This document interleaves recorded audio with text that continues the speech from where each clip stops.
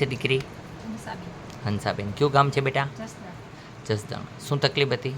કમરમાં ગાદી ઘસાતું. ડૉક્ટરે શું કીધું? ઘસારો છે એ તમારે લાંબા સમય સુધી રહે. નો તમે આ દવા કરો તો કે છે પછી આગળ વધારે થાય એમ. અત્યારે આપણે આવ્યા કેટલો ટાઈમ થયો? 10 મિનિટ છે. 10 મિનિટ. 10 મિનિટમાં આપને કેવું લાગ્યું? સારું લાગ્યું.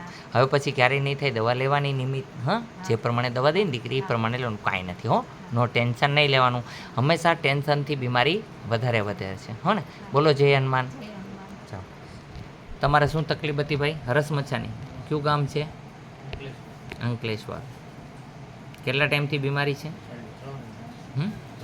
3 વર્ષથી.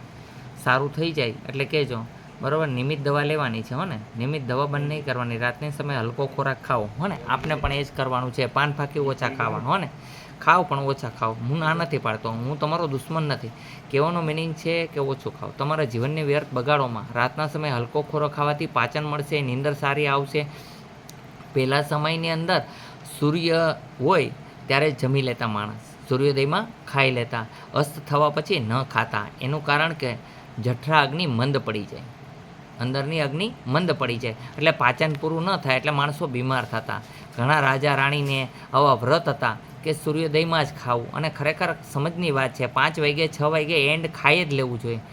સૂર્ય ત્યાં સુધી તપતો હોય 5 થી 6 વાગ્યા લગાને, પછી ઠંડો થતો જાય. એટલે તમારી જઠરા અગ્નિ છે એની અંદર કોઈ મશીન તો નથી બીજું, એટલે મંદ પડતી જાય. જો મંદ પડવાને કારણે તમારું પાચન ન થાય એટલે આવી બધી બીમારી થાય. હરસ મચ્છાની આ બીમારી થવાનું આ કારણ છે, બીજું કોઈ કારણ નથી.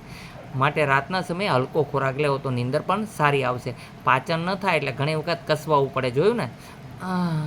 નીંદર નથી આવતી, પેટમાં દુખે છે, આ તે બધું થવાનું કારણ આ છે. હો ને? માટે તમને કીધું એ પ્રમાણે હલકો ખોરાક લેજો. જય હનુમાન. અહીંયા આવવા માટે આટકોટથી ગરણી, ગરણીથી થોરખાણ રોડ પર આદેશ આશ્રમ આવેલો છે. અહીંનો સમય સવારે 9 થી 12, સાંજે 4 થી 6 છે.